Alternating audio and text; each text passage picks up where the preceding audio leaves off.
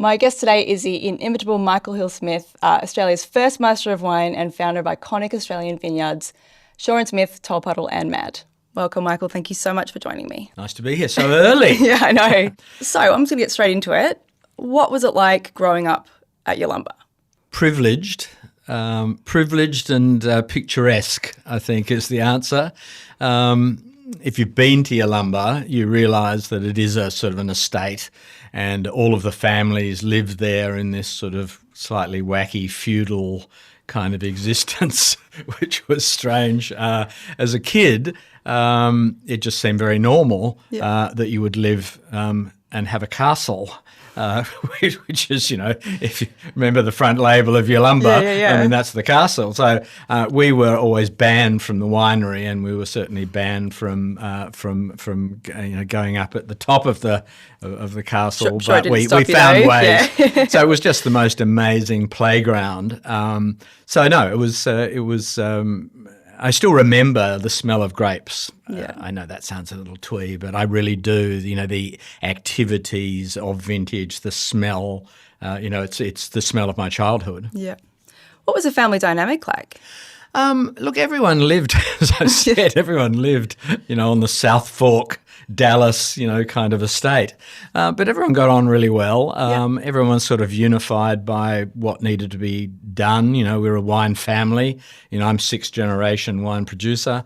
It's sort of it was the way we lived. Lots and lots of entertaining, as you can imagine.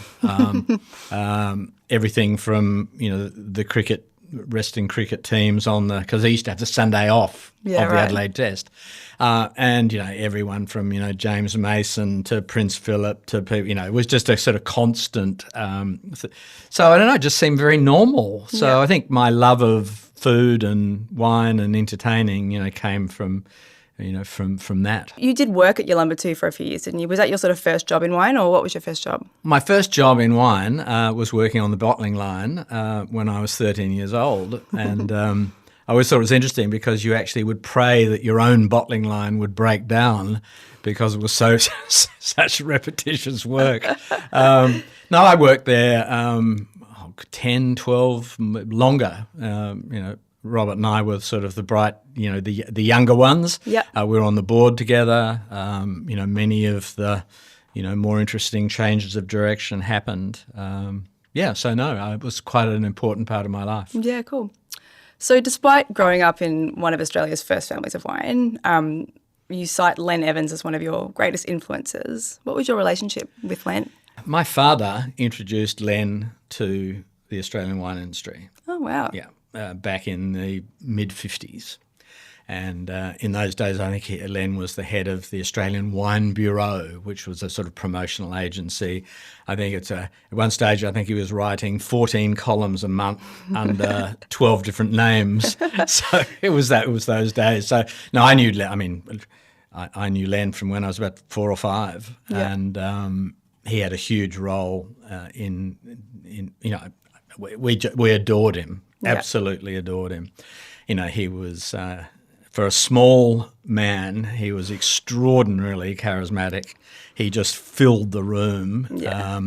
He was probably the funniest, wittiest, I really enjoyed everything to do with him. So having been born into what I saw was almost a sort of generational straitjacket, suddenly, I'd go and be an unpaid waiter at Len's single bottle club, things in Sydney.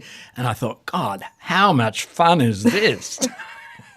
Get to drink some pretty amazing wines, I'd imagine. Oh, yeah, no, we did everything. Man. We were unpaid waiters at the lodge in Canberra. It was just hilarious and it was so much fun. So, so I think that I realised that there could be a wine life. I could have a wine life outside of the rigours of the family business. Yeah.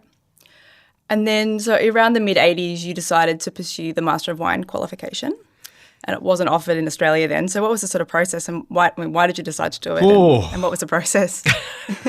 Look, I suppose I'd met a couple of Masters of Wine, in particular Michael Broadbent, who was head of Christie's, Jancis, who was much younger, and I met her. I'd met a number of Masters of Wine. And then in, I think, 83, there was a Master of Wine trip to Australia, and I met them en masse. Yeah. So some years later, I'm walking down St James's in London. I walk into a bottle shop, and there's the guy who has just taken over as the chairman of the Institute. And I said to him, when are you bastards ever going to allow someone other than British wine trade, to do this? And he said to me, actually, we were discussing it only today. So I cooked up this plan. The only person I shared it with was my wife, Stacey, no one else. So I flew back about a year later, and I did the diploma exams A and B over the 2 weeks. Yep. Passed. Then I finally wrote and said, well, I've done this. I've passed your entrance exam. The only thing I don't have is a residency. And eventually they said, if you come and live in the UK for 2 or 3 years, we'll then allow you to sit the exam at the end of it. So, yes, it was, I don't know why. I think probably because it just seemed like a lot of things that I've done, it just seemed like a good thing to do at the time. And then you won the inaugural Madame Bollinger Award. Yes, I did. And that was... Look, the tasting side of it was always something I really loved, but probably because I'd played an awful lot of options. Yeah.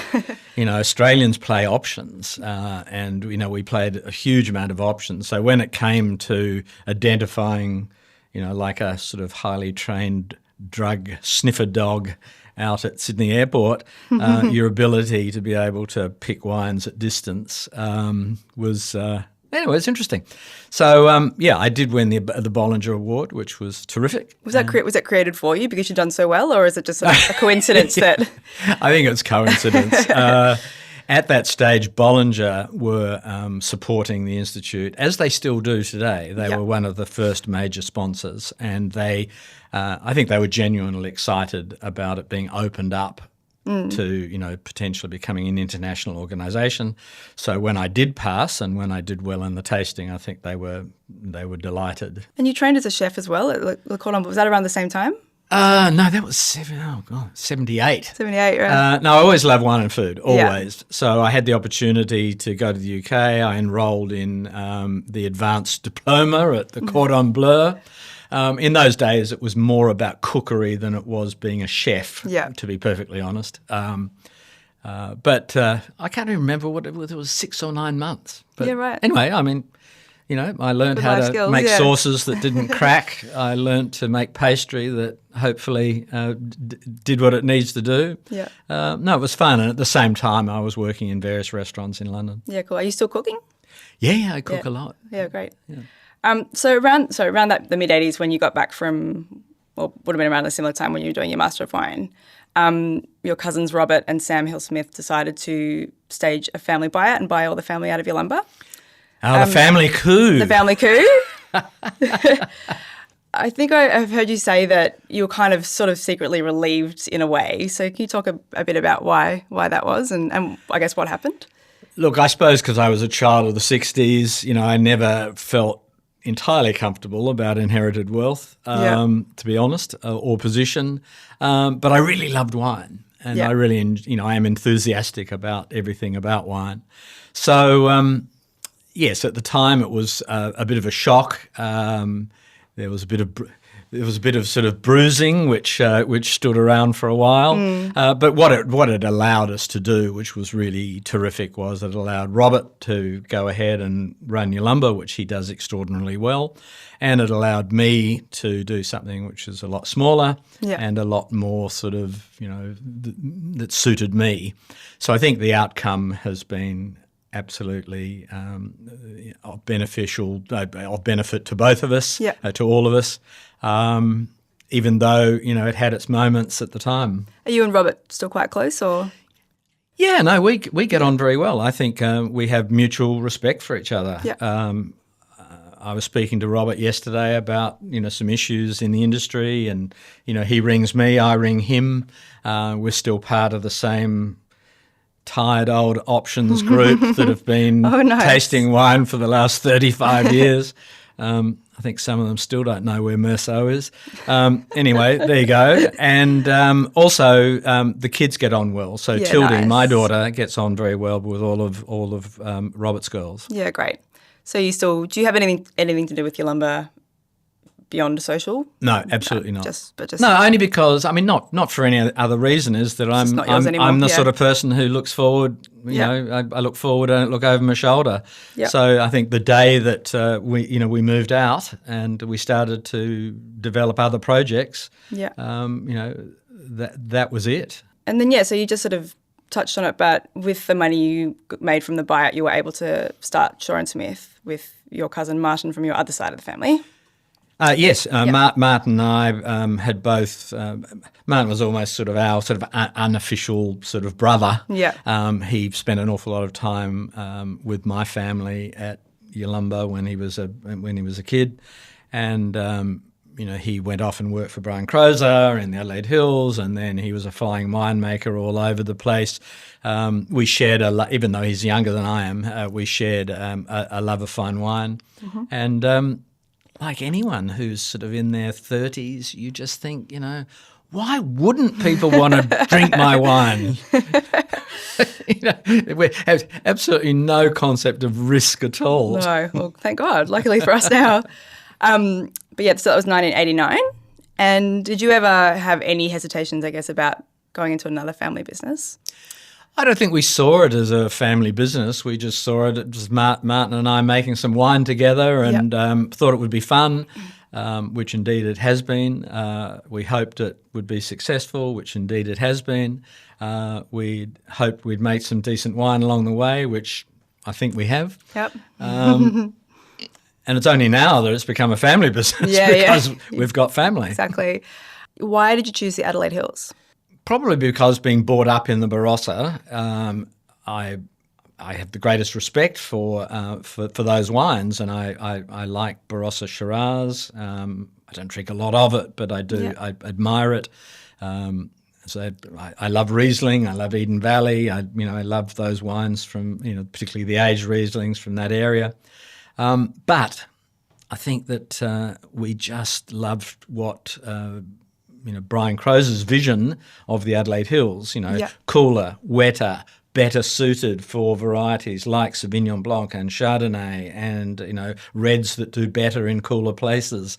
I think we very much embraced Brian's vision for the Adelaide Hills. So it just, we wanted to make new stuff, not old stuff. God, the hills would have been such a different landscape back then.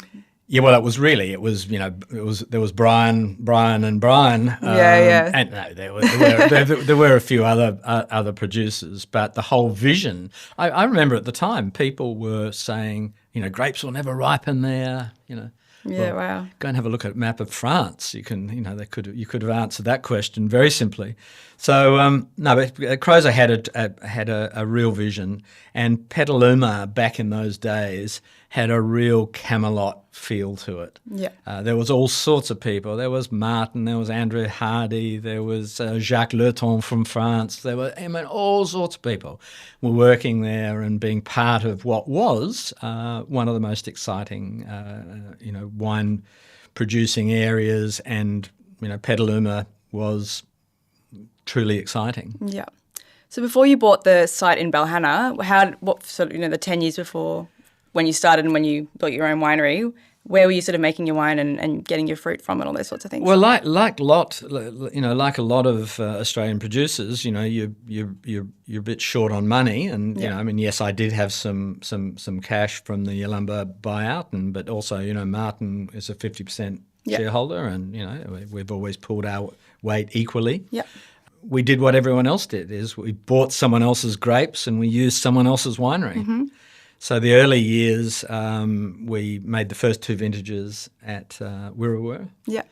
And because Greg Trott was a good friend. Yeah, cool. And what was funny is that they had it was this really energetic young cellar hand that was sort of on the forklift zipping around and couldn't be more helpful for anything we wanted to do. which was a very, very young Steve Pannell. Oh, bless. So, we go back and then we realised that, it was a lot more sensible to make the wines in the Adelaide Hills. So then we moved to Petaluma, made the wines there right through to 2000, when we built our very lovely winery at Balhanna. I've just come back from 3 days in Adelaide Hills. It's amazing, but as we were discussing earlier, it's so complex. How is, from your understanding, how has it changed in those years since you sort of first started? I think it's just growing up. It's gone through its sort of pimply adolescence, and it's got to a degree where it's you've got some real vine age, you've got an understanding of the sub-regions of the area, you're understanding about the sort of specialisation and the different personalities of the wines from different places. And, of course, you've got a whole lot of bright, young, kind of cool kids that are doing, challenging, more creative stuff. Yeah. So it's a really interesting mix for me. I really love it. Yeah.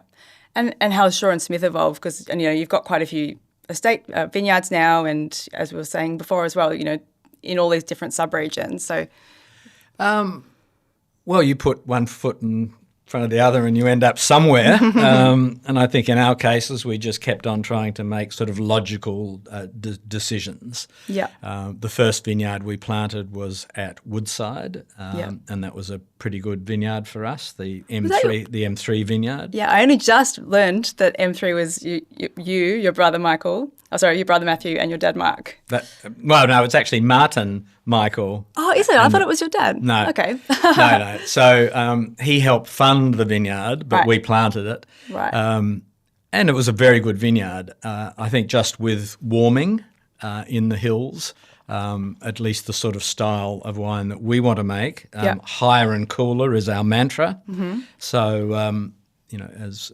we no longer take fruit from Woodside for that reason. That seemed like the flattest one that we saw, I think. Exactly. Yeah. And it is just that little bit warmer. Yeah. Whereas where we are now, Lobethal. Yeah. And you've only just bought Lobethal? Lobethal's pretty cold, colder than you'd think, and Lenswood and Piccadilly. And these are all sort of pretty cold, high areas, and I think that is the future, particularly for Chardonnay and for Pinot Noir. And Piccadilly is your close planted? Brian Crozer always said that Piccadilly was really the dress circle of Adelaide Hills. I'm not convinced we agreed with him, but we did come to the realisation that it is the highest and it's the coldest, and it probably is one of the very, very best areas, sub-areas. So we bought some bare land there. We've planted it to 10,666 vines per hectare, which is probably the closest planted vineyard that's been planted in our part of the world for a long time. Yeah, wow. We had the advantage of being able to pick, the best planting material, the best clones. We've got some fruit off it, and it's pretty exciting, but you can't rush it. The vineyard still has to grow up and mature, but we have huge expectations for that site. Yeah, cool. When do you think it'll be kind of, firing on all cylinders? Well, I would have thought 5 or 6 years at least before we, we'll see. Some of the fruit we got last year was truly exciting, but then that's not the first time that's happened. Sometimes early in a vine's history, a vineyard's history, it can produce very good fruit in its first year or so, and then it takes a few years to. In the end, you need to balance it. The only thing is that if you are cropping at less grapes per vine, I think you modify the young vine effect to a degree. Yeah, okay. So it might happen, sooner rather than later. Yeah. Maybe the right answer is as soon as the wines are good enough. Yeah, just keep going. And you've planted some Gamay at Balhanna. We have, yeah. We've. I hear you've just the first ones just been bottled, or? Yes, we have. Yeah, we have. So why did we do that? I drank quite a bit of Gamay in the hills. Look, I think. We love Pinot. Yeah. So I think that if I had to decide, what my last glass of red wine on the planet is it's Pinot Noir, it's not Gamay. But I do think there's something wonderfully joyous about Gamay, particularly the reimagined wines that are coming out of Beaujolais now. They're just absolutely delicious. And we felt that, a small amount of Gamay there was worth having a go at. And but wine looks good. It looks good. But the first wine you ever made at Shaw & Smith was Sauvignon Blanc, is that correct? It was, yeah. And that's really the wine that you are kind of almost best known for? Oh, I think so, without doubt. And I love, too, that you don't shy away from that fact. You go to the Shaw & Smith website and Sauvignon Blanc has its own section, like the wines, Sauvignon Blanc. And I think it's really cool that, wine wankers, for lack of a better word, often kind of look down on it. And I don't think that's fair. And I think that I love that you kind of champion it. So I think wine wankers is a good term. I think look, the fact is that I'm a fine wine guy. I love fine wine. Everything about my being is about fine wine.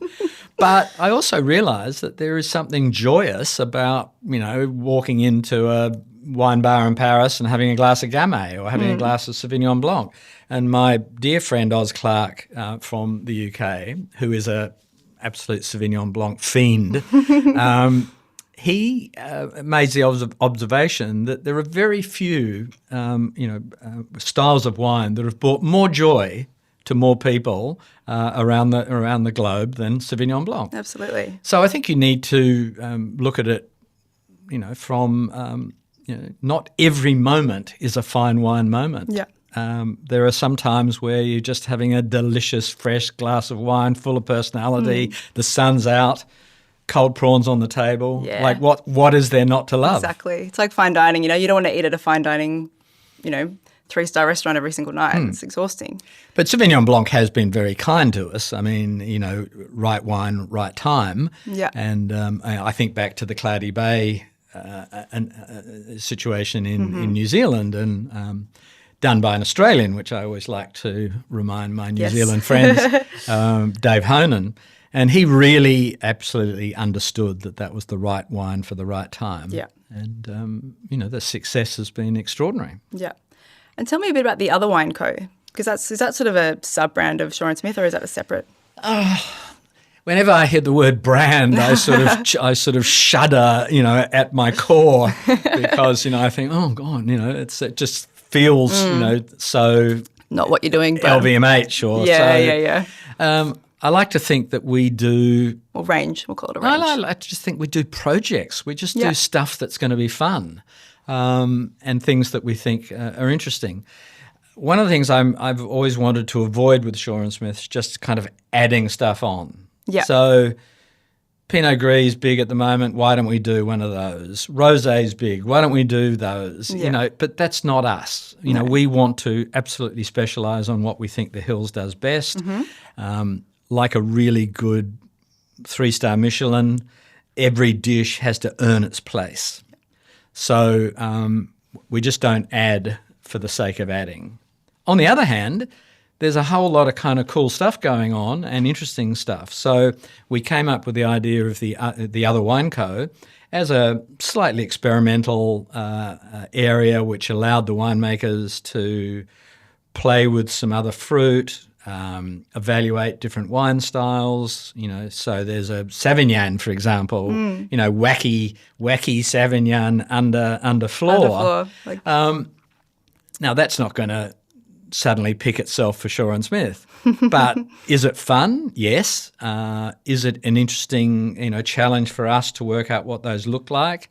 And, the Pinot Gris and the Sangiovese in particular works really well. So that's what the Other Wine Co. is about, which really allows us to be able to experiment without necessarily, line extending, which is another horrible term, line extending just for the sake of it. Yeah. And do you sort of leave it up to the winemakers to have a bit of a, do they get input on what's being made and things? Or? Oh, yeah, absolutely, particularly under the Other Wine Co. Yeah. I mean, we're lucky because, we've got a winemaker in Adam Wedowitz who, I'm probably highly biased on this, but I honestly think he is, once in a generational winemaker. I think all of his awards probably support that claim. So, look, and then the other thing with Adam too is that he is, he's really intuitive. Yeah, he spends a lot of time in the vineyard. He tastes grapes. He senses it. He seems to really understand when one particular block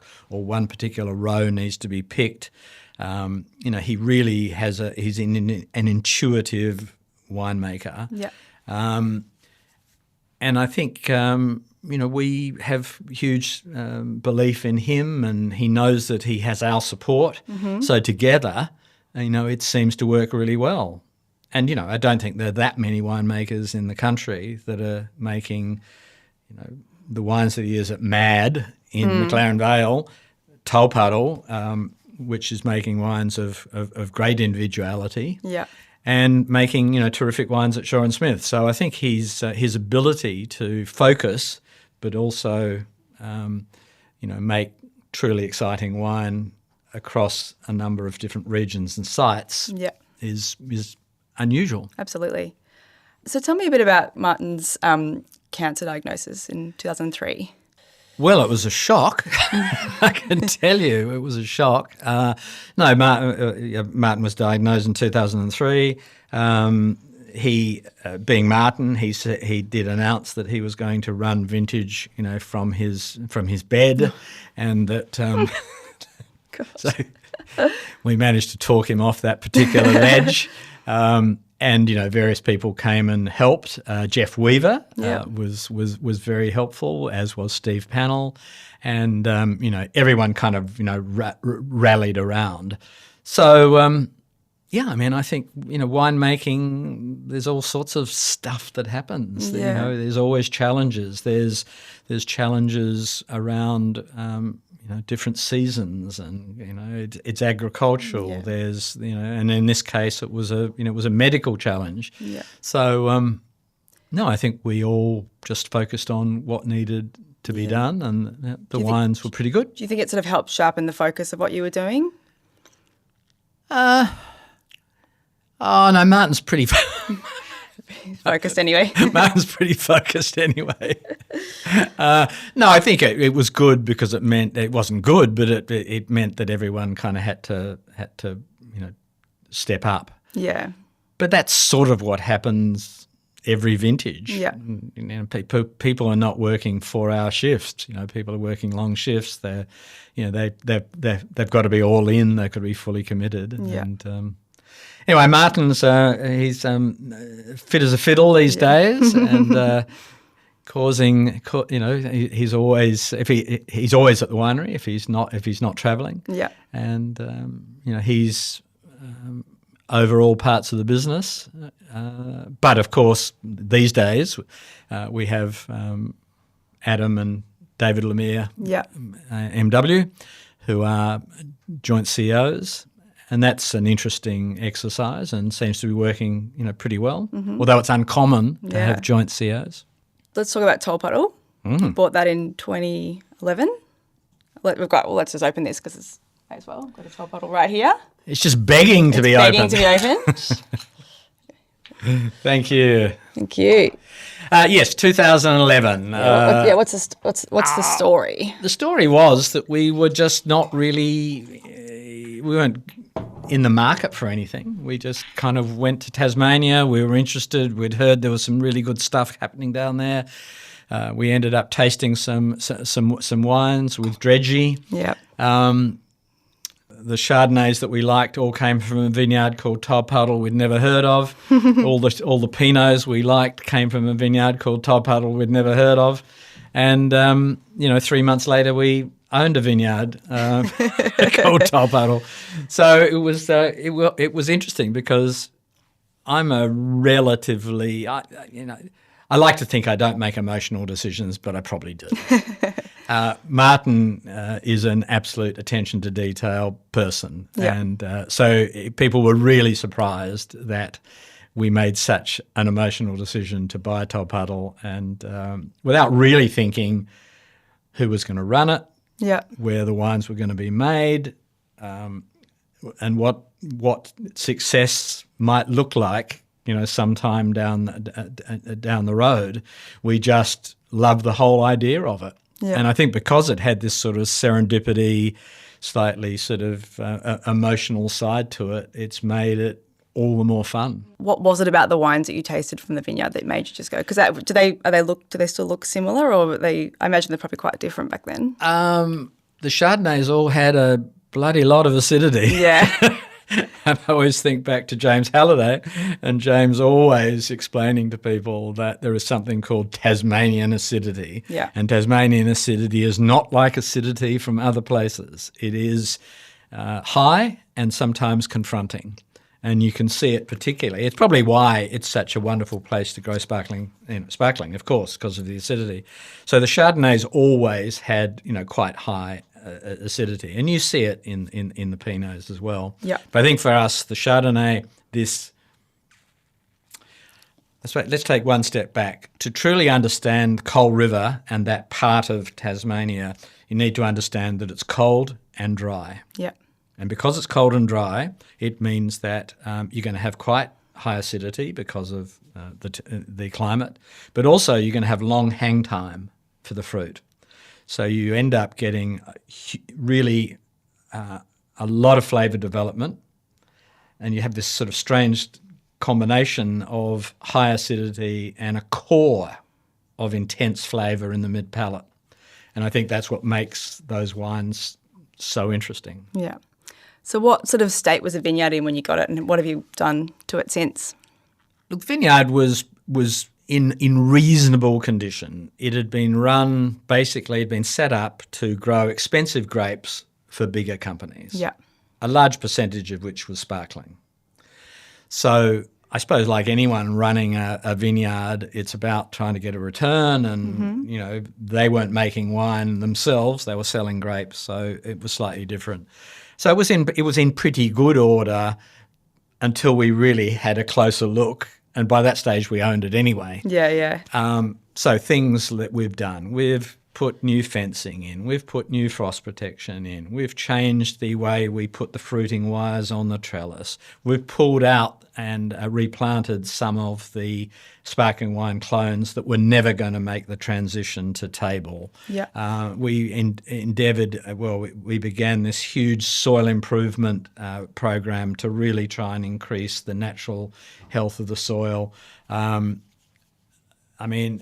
was sort of endless, really. Yeah. We also bought about 4 or 5 hectares of the next door neighbour's property, and that's now in bearing. So I suppose it was a good 10 to 12 years of constant improvement in the vineyard. Who made the first vintage? Because 2012 was the first one, and Adam didn't come on until 2013, right? Yes, he always very quick to remind us that he had nothing to do with the 12s. No, the 12s are still holding remarkably well. Such a beautiful wine. Even though you obviously recognise the potential, otherwise you wouldn't have bought it, could you have foreseen how incredible the wines from that site would end up being? No. I mean, this is what would Australia's most awarded Chardonnay. Look, I think right wine, right time again, and I think that is it to do with the site? Yes. Is it to do with the quality of the fruit? Yes. Is it to do with the quality of the winemaking? Yes. Is it just that everyone thinks that Tasmania is a really cool place and everyone's sort of really interested in it? So you can't underestimate the way Tasmania has evolved also. No, it's been extremely good fun. And what's interesting is that people pick up the wine and they'll say, oh, that's just like Le Clos, or it's just like a cool climate, cool year in Pellini or something like that. And, of course, when they do that, of course we're flattered. Yeah. Because people are seeing Tolpuddle as being amongst, some of the great Chardonnays of the world, which is, extremely flattering. But what Tolpuddle really tastes like is southern Tasmania. Yeah. And I think people are starting to understand that those wines, really are unique. And I tend to sort of describe them as, wines with attitude, wines with swagger, wines with, there's a self-confidence about those wines, which I seriously love. Yeah, we were laughing at the Melbourne Royal Wine Awards, Dave Bicknell, when he saw you, and he goes, every time I see you, I'm like, damn it, it means Tolpuddle's won, not Oak Ridge. Yeah. It's so funny. Anyway, he said, oh, shit, Yeah. you're here. Yeah, oh, God. Why did I bother? No, it was very good. No, but Adam's done an extremely good job. Carlos, who was recently retired as our vineyard manager, has done a great job. We've got Georgie, who's just come on board, who used to work for Oak Ridge. Yeah. So now we've got a really good team down there, and I just think the wines just get better and better. Yeah. But how can you possibly predict that one wine is going to suddenly take off and another doesn't? Yeah. You got Princess Mary of Denmark's a fan? Here, she takes half of Denmark's allocation. Well, that is true. That is true. Having a Tasmanian queen, yes, exactly, probably helps. Look, it's been fun. I mean, I've shown these wines all over the planet, and we've shown them in New York, and we've shown them in Japan. Recently, we did a mini vertical for 50 in Tokyo, and the reaction to the wines is the same. Yeah. I think they really do. They love the aromatics. They love the intensity. They love the focus of these wines. So it's really been fun. And then you opened the tasting room in end of 24. How's that going? Well, there's only 24 seats or 30 or something, so it's quite small. So like running any sort of F&B outlet, which is so small, is always challenging.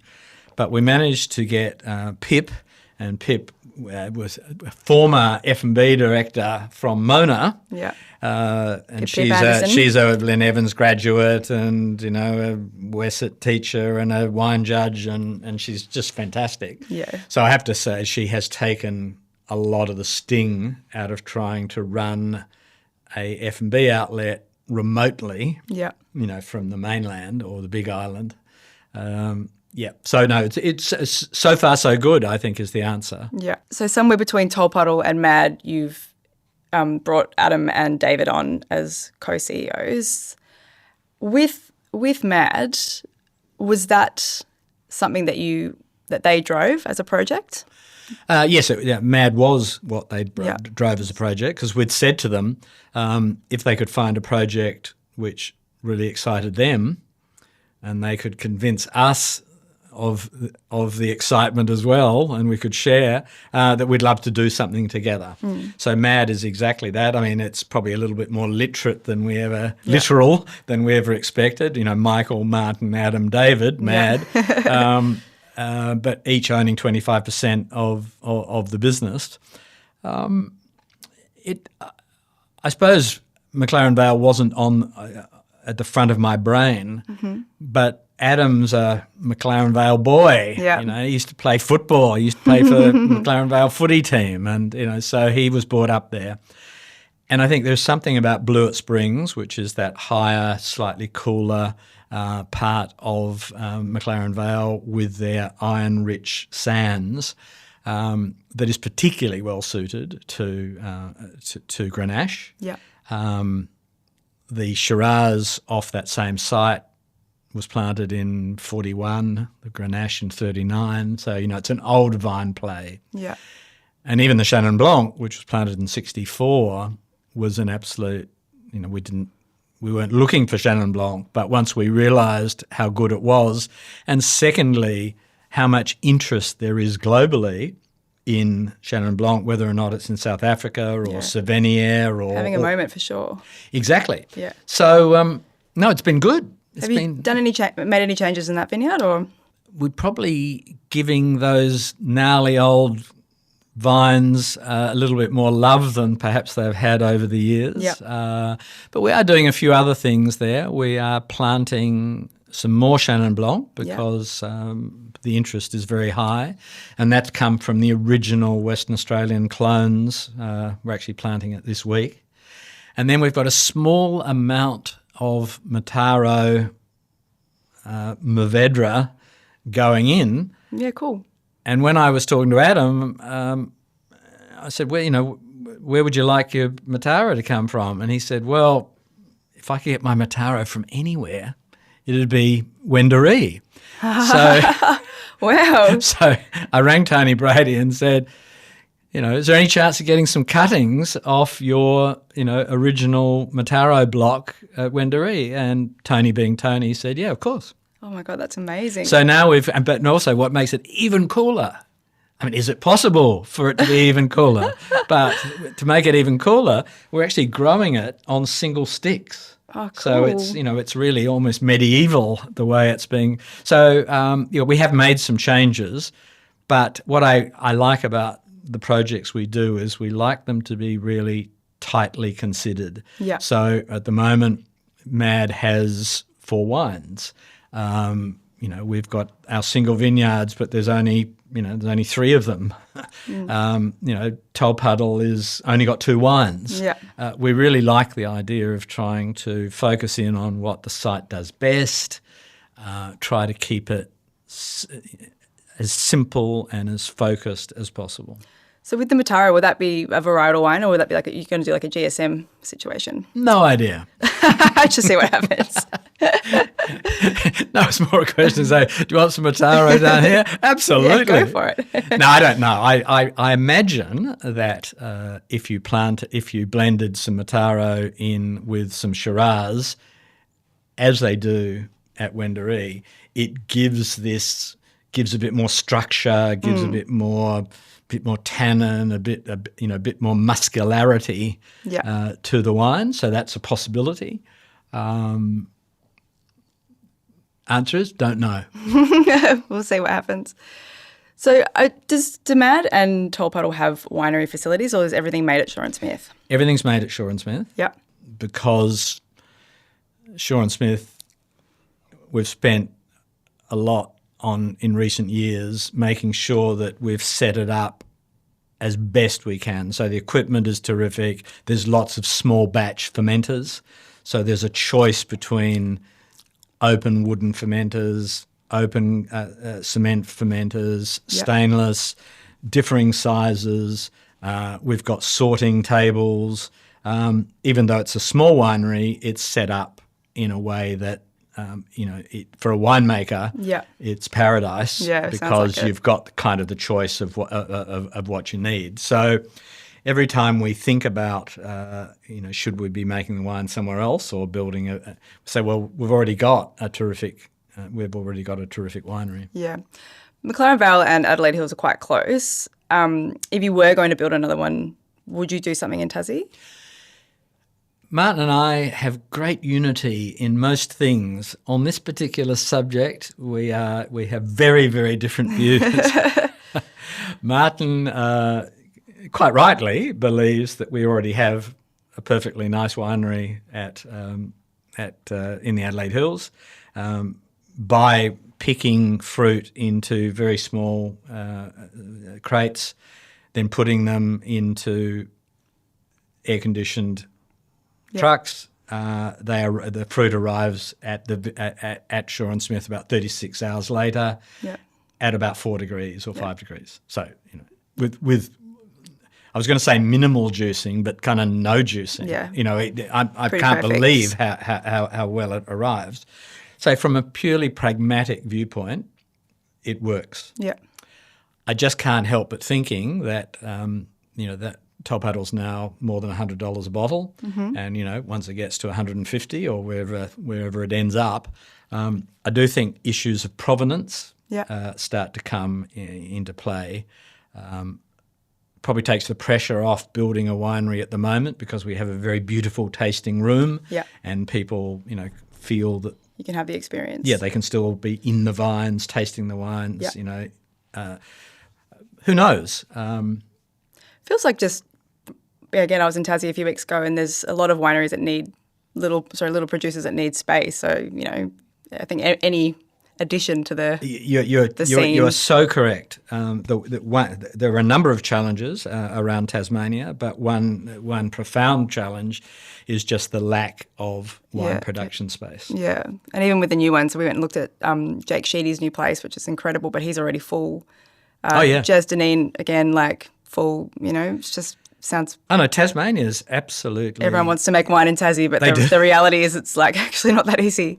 No, it's not. It's also expensive to do business down there. Yeah. I mean, plant vineyards is expensive. The cost of a post down there is more than it is on the mainland. I mean, everything to do with it is more expensive.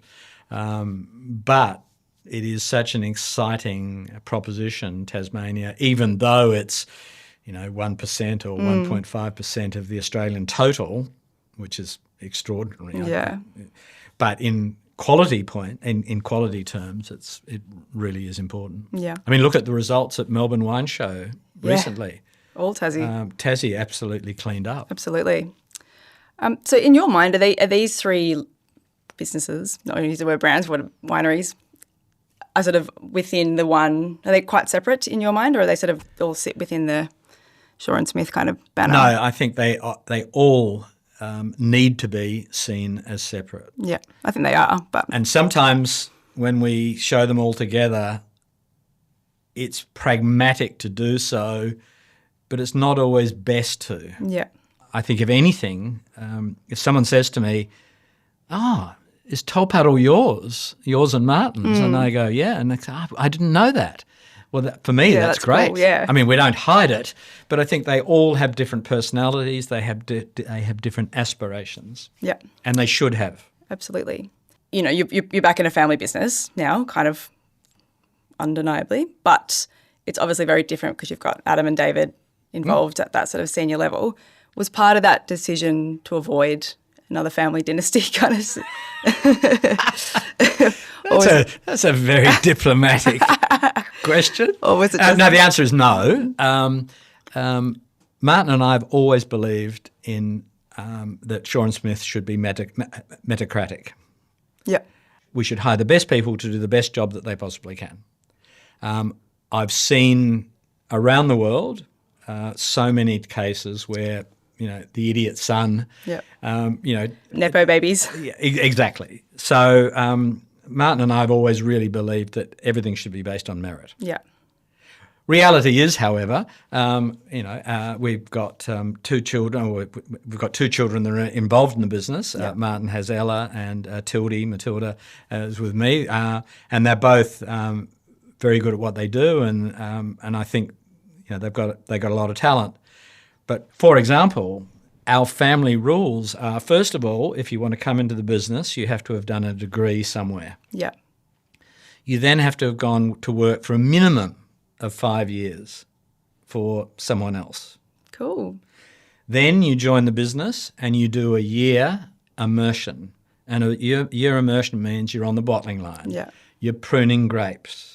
You're doing a vintage. Yeah, yeah. You're understanding working, it from all angles. You're working in finance. So we insist upon that immersion year. And I suppose in the end, we want to have grown-up shareholders. We want our families to understand the business. We want them to be wine literate. We want them to be Shaw and Smith literate. And if they work in the and that's whether or not they work in the business or don't. Yeah. Luckily, I mean, it was interesting. So take Matilda, for example. She did she did a communications degree.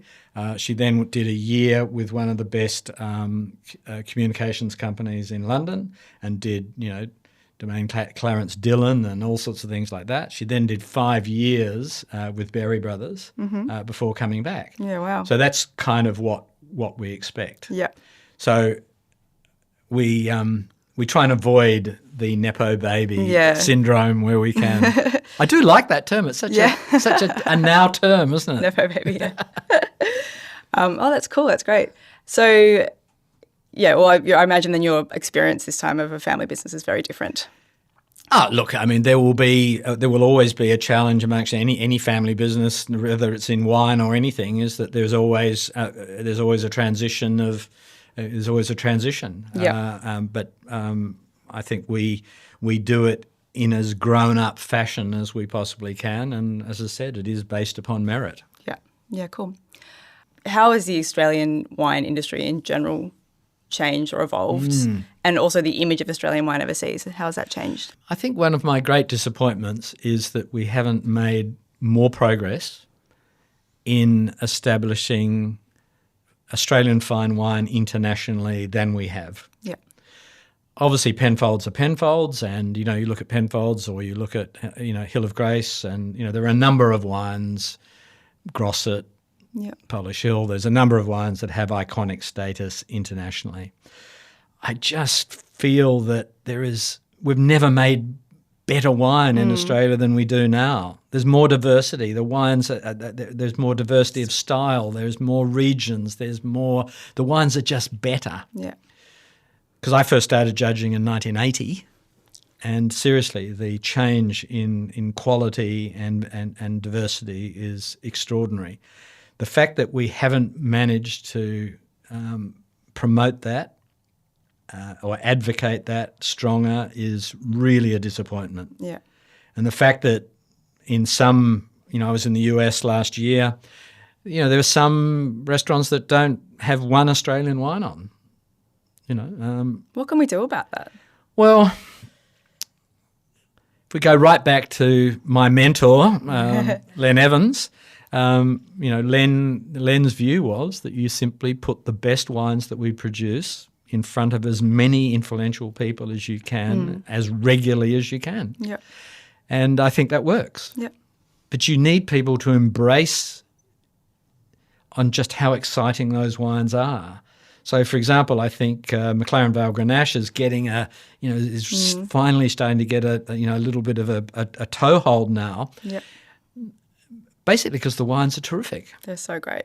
So, I'm quite Darwinian about wine. I mean, I don't think Australia deserves to be successful because it's Australia, or it deserves to be Australia because I live here. Yeah.